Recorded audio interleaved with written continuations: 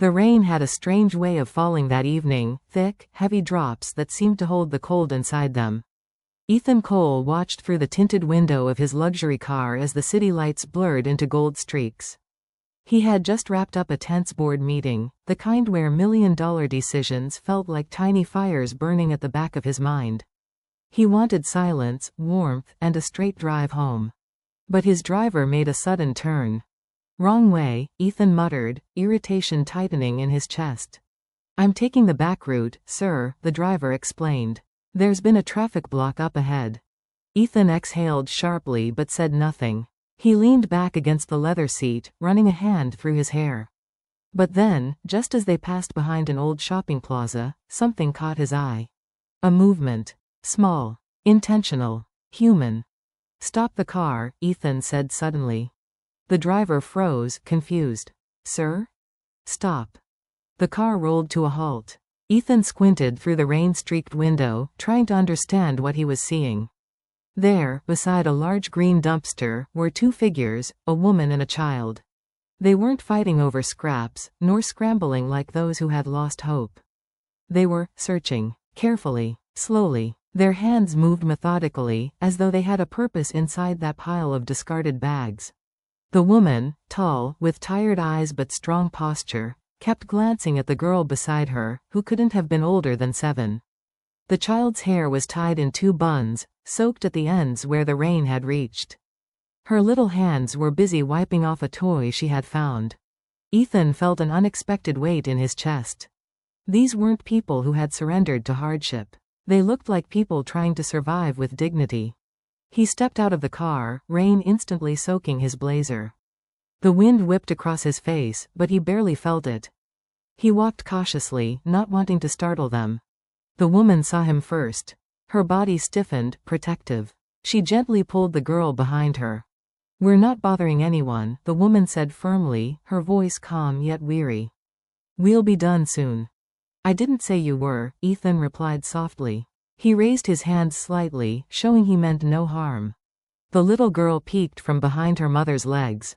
Her eyes were wide, curious, and surprisingly bright for a child standing beside a dumpster in the rain. She held up the toy, an old, broken plastic figure. "It used to talk," she said, her voice barely above a whisper. "Mommy will fix it." For a moment, Ethan forgot everything, his wealth, his irritation, his world. He knelt down to the girl's height despite his expensive clothes absorbing puddle water. "You fix things?" he asked gently. The mother hesitated, then answered, "We find things people throw away. Things that still have life in them." Her tone wasn't embarrassed. It was honest.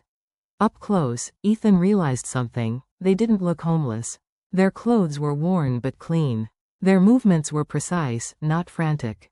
They were sorting items into neat piles, plastic pieces, metal scraps, a set of wires. "What are you looking for?" he asked quietly. The woman studied him, trying to decide if she could trust him. "We're looking for old electronics," she finally said. "Things we can repair. Things we can sell." Ethan felt his chest tighten again, not from pity, but from admiration.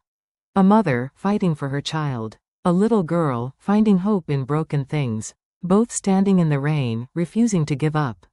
And suddenly, without planning to, Ethan said, "Let me help you." The mother straightened, cautious but not offended. "We don't need charity," she said. But what she didn't know, what Ethan himself didn't yet realize, was that this encounter would change all of their lives forever. The rain softened into a mist, but the tension in the air remained thick. Ethan stood there, water dripping down the edges of his blazer, feeling strangely out of place beside the mother and daughter. But something in the little girl's trusting eyes kept him rooted. The woman, Janelle, shifted her stance slightly, enough to show she wasn't afraid, only protective. Her daughter, Mila, stayed close, clutching the broken toy with both hands. Ethan cleared his throat softly. "I'm not here to judge you," he said. "Or to pity you." Janelle's expression didn't soften, but she listened. "I just want to understand," he added. For a moment, the only sound was the quiet tapping of rain on metal.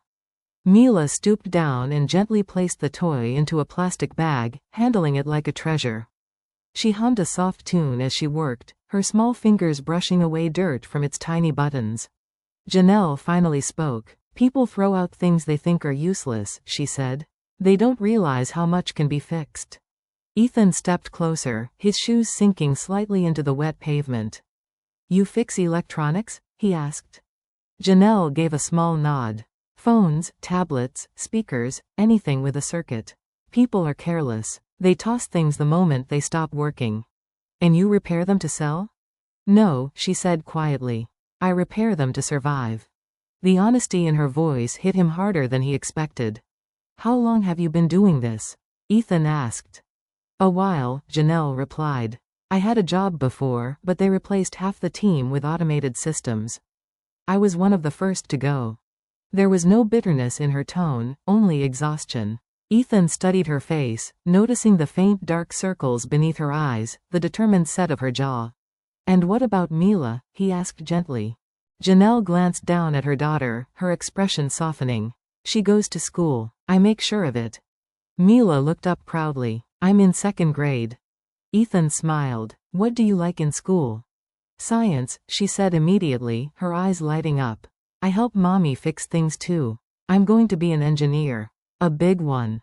Ethan felt something stir in his chest, an emotion he hadn't felt in a long time. Admiration. Respect.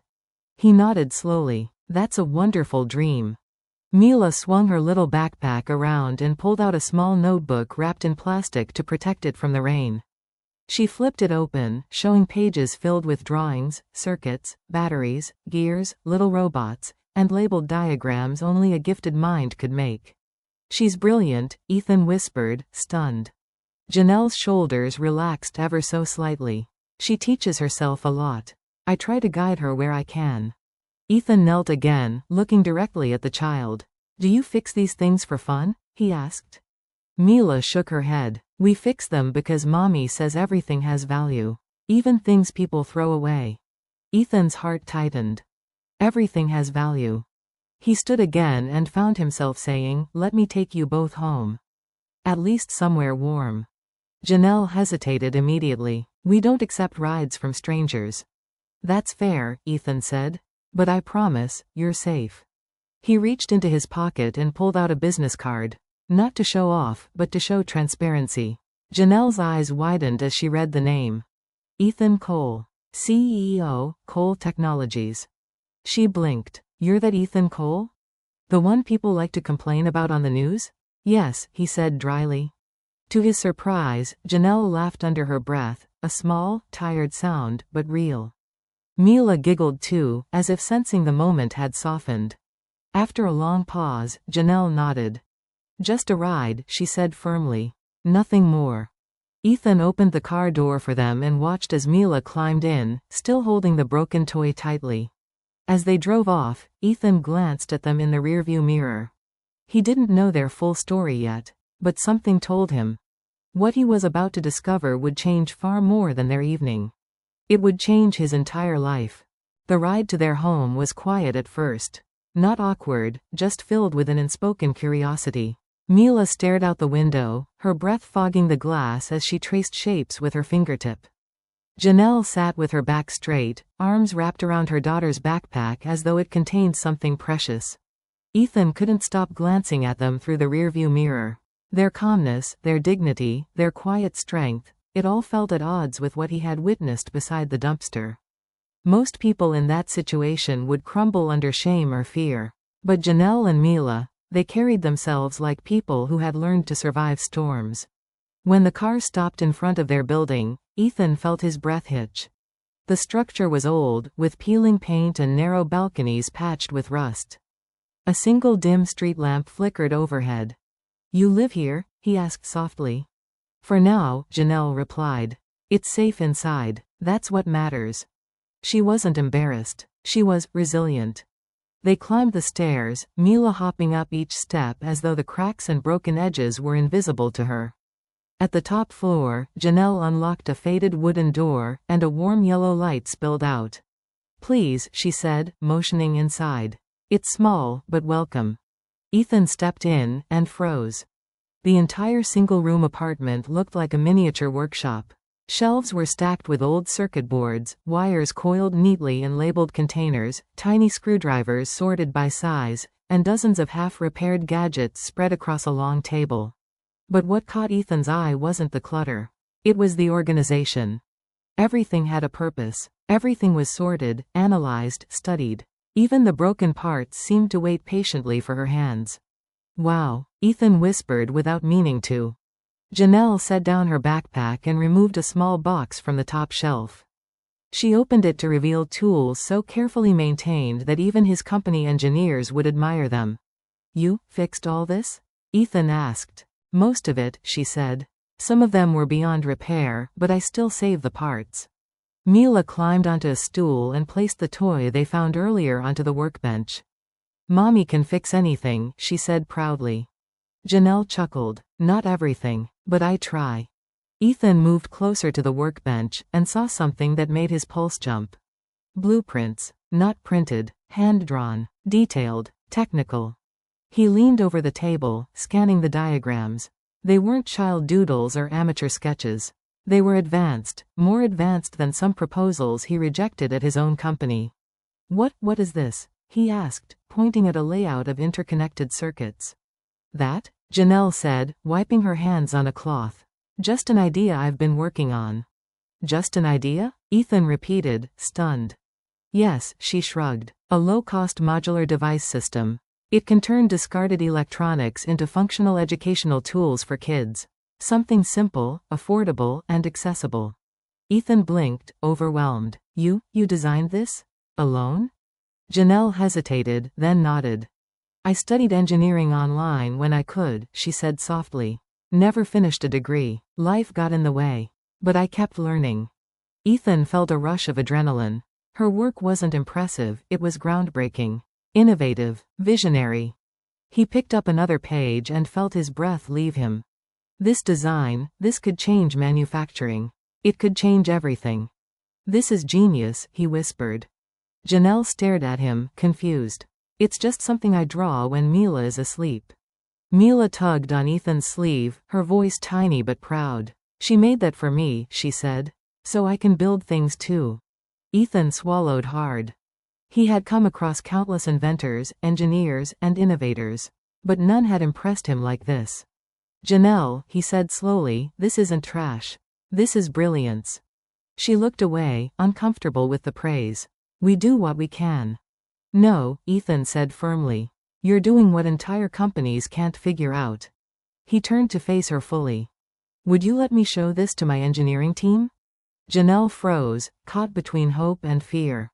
Her lips parted slightly, her eyes widening just enough to reveal something she rarely allowed herself to feel. Possibility. The kind that could pull her and Mila out of the shadows forever. The following morning arrived with a rare brightness. Sunlight streamed through the thin curtains of Janelle's apartment, landing on the scattered blueprints and half-finished gadgets. Mila was still asleep, curled on a small mattress in the corner, hugging the newly cleaned toy from the dumpster. Janelle watched her for a moment, brushing a strand of hair off her daughter's forehead. She had barely slept. Ethan's words from the night before kept replaying in her mind. "This isn't trash. This is brilliance. Let me show this to my engineering team." A request like that could change everything, or destroy everything she'd managed to build with her hands and struggle. She didn't know if she was ready to trust a billionaire, especially one whose world was nothing like hers. But when she opened the door at 9 a.m., Ethan was already outside, standing there with a takeaway bag of breakfast and 2 cups of hot chocolate for Mila. He smiled. "Morning. I brought a few people who want to meet you." Janelle's eyes widened when she noticed the 2 men and 1 woman behind him, engineers, based on the laptops in their arms and the curious excitement on their faces. "I didn't agree to anything," she said cautiously. "I know," Ethan replied gently. "No pressure. They're just here to see your work. Nothing more. You control the entire conversation. If you tell us to leave, we leave." There was sincerity in his voice, something she didn't often hear from people offering help. She opened the door just enough. "Fine. But don't touch anything without asking." The engineers stepped inside, and within moments, the cramped apartment filled with quiet gasps. They swarmed the workbench, analyzing the diagrams, the prototypes, the repurposed devices transformed into functioning tools. One of the engineers, a woman named Ava, turned to Janelle with stunned admiration. "You did all this without formal training?" Janelle crossed her arms. "I learn by doing." "It's incredible," Ava whispered. Another engineer, Omar, knelt beside a device on the floor. "This here? This design solves a problem our department has been stuck on for 6 months." Ethan leaned against the table, watching the exchange with pride, as if he had known all along what they would find. But Janelle wasn't swept away by their praise. She narrowed her eyes. "Why are you really here?" Ethan stood straighter. "Because brilliance shouldn't stay hidden in a tiny apartment behind a dumpster. You deserve a platform. And your daughter deserves a future built on your talent, not your struggles." Janelle looked away, emotion tightening her throat. She wasn't used to being seen, really seen. Ava stepped forward. "We'd like to offer you a position at Cole Technologies," she said. "A full salary, benefits, a team, resources, a lab." "No." The room fell silent. Ethan blinked. "No?" Janelle's voice was steady, unwavering. "I don't want a job that's handed to me out of pity." Omar shook his head. "This isn't pity. But it feels like charity," she said. "I won't take something just because a rich man saw me digging in a dumpster." Ethan stepped closer, his tone serious. "Then let me make it clear, this isn't charity. This is an opportunity, one you earned. Your designs are better than half the proposals we get from people with expensive degrees." Janelle shook her head stubbornly. "I don't want to work under anyone." Ethan paused, then smiled slowly. "Then don't." Janelle frowned. "What?" "Partner with me instead," he said. "Not as an employee, as the head of your own innovation line. Your name on every patent. Your inventions, your leadership. We'll provide the tools and the platform, you provide the genius." The engineers exchanged excited glances. But Janelle froze. A partnership. Her designs. Her name. Nobody had ever offered her something with so much respect. Still, fear crept into her voice. "I don't know if I can trust people like you." At that moment, Mila stirred awake, rubbing her eyes. She walked to her mother and wrapped her arms around her waist. "Mommy," she said softly, "I know you're scared. But maybe this is the door you always said we were waiting for." Janelle looked down at her daughter, her future. Then back at Ethan, her chance. Her voice trembled, but her decision was clear. "I'll consider it." And Ethan smiled, not victorious, but grateful. This wasn't the end of her struggle. It was the beginning of her rise. The next few weeks unfolded in ways Janelle could never have imagined.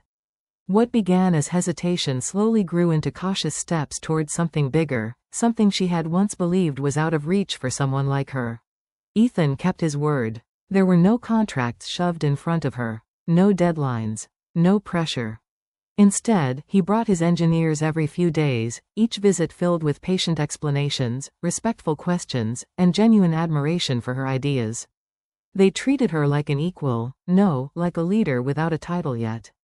They asked her how she wanted systems designed, how she envisioned production, what her long-term ideas were. For the first time in years, Janelle felt her mind expanding instead of shrinking under stress. She spent nights thinking, drawing, erasing, redesigning. She watched Mila sleep beside the small heater, her tiny chest rising and falling, and whispered promises she wasn't afraid of anymore. "I'm going to give you a better life." One crisp morning, as sunlight poured through the window, Janelle tied her hair into a neat bun and said the words she had been building the courage to speak.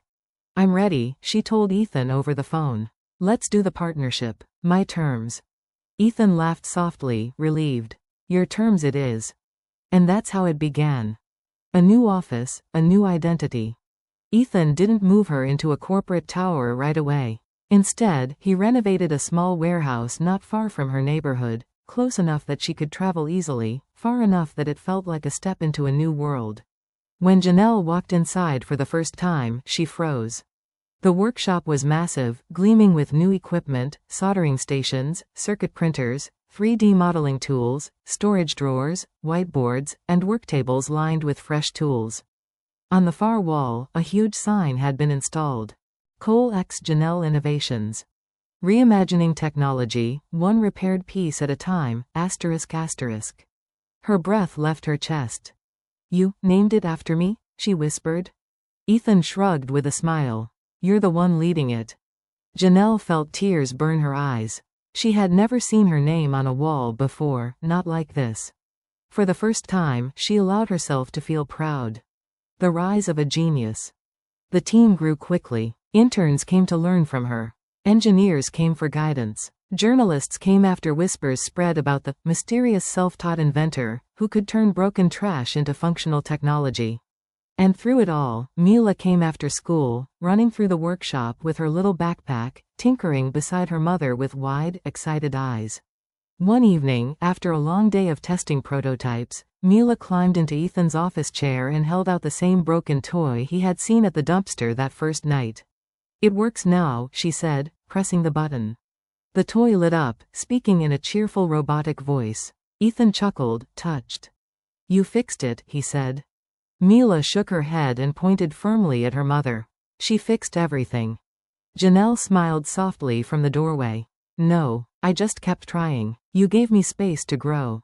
Ethan walked over to her. You had the brilliance all along.